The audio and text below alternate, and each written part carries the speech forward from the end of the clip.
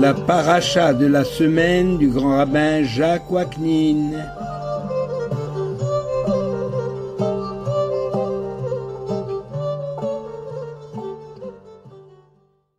Chers amis, bonjour. Le livre de Bamidbar, entièrement consacré au séjour des enfants d'Israël dans le désert après leur libération d'Égypte, débute par ce verset « Vaïdaber Hachem el Moshe bemidbar Sinaï ».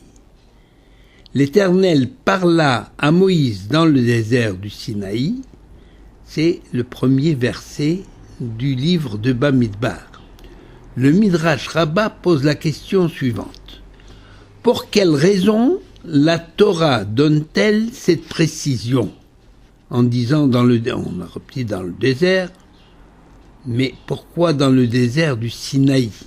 Elle répond, d'ici nos sages en déduisent que 3 facteurs ont contribué au don de la Torah à Israël. Ces 3 critères sont le feu, Esh, l'eau, Maïm, le désert, Midbar. Cependant, l'auteur du Midrash ne comprend pas le rapport entre l'octroi de la Torah aux enfants d'Israël et ces 3 éléments.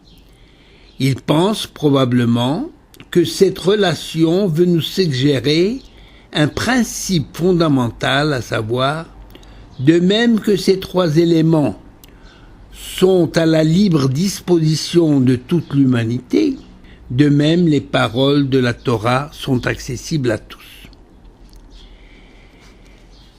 Ce Midrash veut nous révéler en fait que pour mériter de recevoir la Torah, le peuple et chaque membre des enfants d'Israël doivent présenter des dispositions spécifiques et des qualités particulières, représentées symboliquement par le feu, l'eau et le désert. Pour comprendre la question posée par le Midrash, il faut savoir que la Torah n'est pas une simple doctrine, mais la vie elle-même du peuple d'Israël. Toute autre nation peut adopter une nouvelle constitution, changer de philosophie et de mode de vie.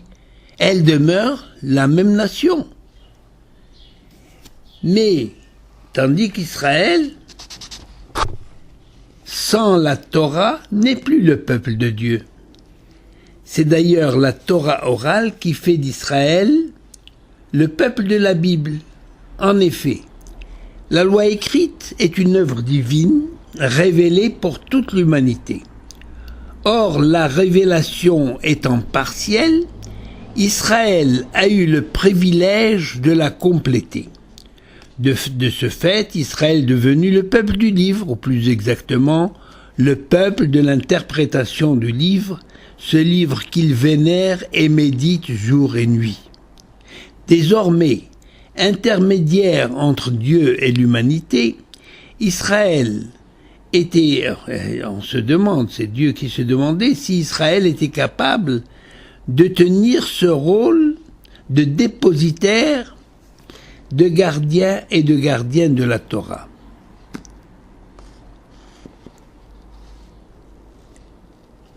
Et de gardien donc, avant de donner la Torah à Israël, l'Éternel voulait s'assurer de cet engagement total de ce peuple. Le voyant de Lublin, le Maharam Shapira, fait remarquer que le caractère dominant d'Israël depuis sa naissance réside dans son sens du sacrifice pour sa foi et pour la Torah. Tout au long de leur histoire, les Juifs sont montés sur les bûchers plutôt que de renier leur foi, sacrifiant leur vie pour le Kiddush Hashem, la sanctification du nom de l'Éternel.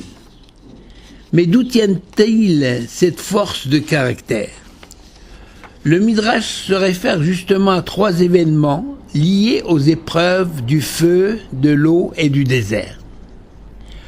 Notre patriarche Abraham fut le premier à montrer le chemin en choisissant de se laisser jeter dans une fournaise ardente plutôt que de renoncer à sa croyance, quand le roi Nermod l'obligea à se prosterner devant une idole. Mais somme toute, il s'agit de l'action d'un seul individu, insuffisante pour marquer les cœurs de tout un peuple de manière définitive. Parce que la tradition juive est singulière, en ce sens qu'elle prend son ancrage dans le vécu des ancêtres. C'est-à-dire que le peuple juif est en quelque sorte prisonnier de son histoire. En effet, il ne cesse d'évoquer les patriarches pour accéder à Dieu, comme si des barrières l'empêchent d'y arriver directement. D'où la nécessité de l'engagement de tout le peuple. L'occasion se présente lors du passage de la mer Rouge. Les enfants d'Israël viennent de quitter le pays d'Égypte, où ils étaient asservis durant plus de 2 siècles. Ils se dirigent vers la terre promise. Levant les yeux en arrière, ils s'aperçoivent qu'ils sont poursuivis par les Égyptiens, et c'est la grande panique, car ils ne peuvent fuir ni à gauche ni à droite, et devant eux, un obstacle infranchissable, la mer. Le peuple reçoit, par l'intermédiaire de Moïse, l'ordre divin d'entrer dans la mer. Allait-il obéir en se jetant à l'eau, en se jetant littéralement à l'eau, faisant ainsi confiance à Dieu, ou bien se rendre à leurs maîtres, leurs anciens maîtres, les Égyptiens, et avoir ainsi la vie sauve? Somme toute, en Égypte, ils avaient de quoi manger. Ne l'ont-ils pas proclamé par la suite dans leur récrimination contre Moïse? Que ne sommes-nous pas morts, que ne sommes-nous pas morts en Égypte quand nous étions assis devant les marmites de viande et que nous mangions du pain à satiété? Vous voyez le souvenir qu'ils ont gardé de l'Égypte. Mais en toute confiance, les enfants d'Israël choisissent de croire en Dieu et en Moïse son serviteur. Ils se jettent à la mer, ils se jettent à l'eau. Mais était-ce de manière définitive? Cette nouvelle épreuve venait renforcer la foi des enfants d'Israël, mais le passage de la mer n'était qu'un acte exceptionnel, une occasion unique, qui n'a duré qu'un laps de temps. D'où la nécessité du 3e test, celui du désert, imposé à tout le peuple durant 40 ans, suffisamment longtemps pour forger le caractère spécifique des enfants d'Israël de manière définitive. Ce peuple qui est devenu le peuple à la nuque raide, roide, comme on disait avant, cette appellation, cette formule, le peuple à la nuque raide, Am Ksheorev, pour le bien comme pour le mal. Le test du désert a été en effet salutaire. L'histoire a montré que l'entêtement des Juifs a été payant. Si les enfants d'Israël avaient cédé aux pressions exercées sur eux pour se convertir à la religion dominante dans les pays de leur exil, que ce soit sous forme de menaces, de mort ou d'avantages matériels alléchants, le peuple juif ne serait plus de ce monde. Ces 3 tests, celle du feu, de l'eau et du désert, ont donc été pour le peuple d'Israël les facteurs déterminants pour recevoir la Torah. Ils ont montré leur fidélité en toute occasion, et la marche dans le désert a été pour Israël l'école où il s'est formé pour devenir le peuple de Dieu capable de transmettre le message divin à toute l'humanité. En plus des événements auxquels ils sont liés, le feu, l'eau et le désert symbolisent les qualités indispensables pour acquérir la Torah dans sa profondeur.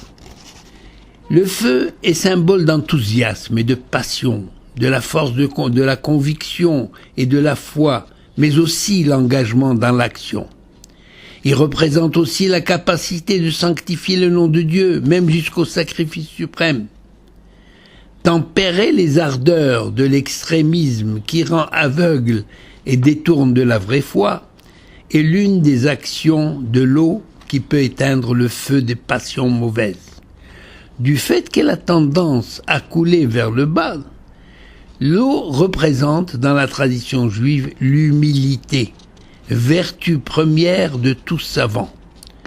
Comme l'eau, indispensable à la vie, la Torah fait vivre Israël. Et c'est pourquoi la Torah a été donnée à la plus petite des nations, par l'intermédiaire du plus humble des hommes, Moïse notre maître. Dieu lui-même nous donne l'exemple d'humilité. Et le Midrash conclut en disant « Celui qui ne se fait pas semblable à un désert ne peut acquérir la sagesse. » Et la sagesse d'Israël est justement celle qui a assuré sa pérennité, la pérennité de son existence. Eh bien, cette sagesse réside dans le fait d'avoir compris que tout vient de Dieu avec amour. Dieu nous a confié un trésor, la Torah, pour éclairer notre vie et celle de toute l'humanité et donner un sens à cette vie. Beracha ve'hatzlacha.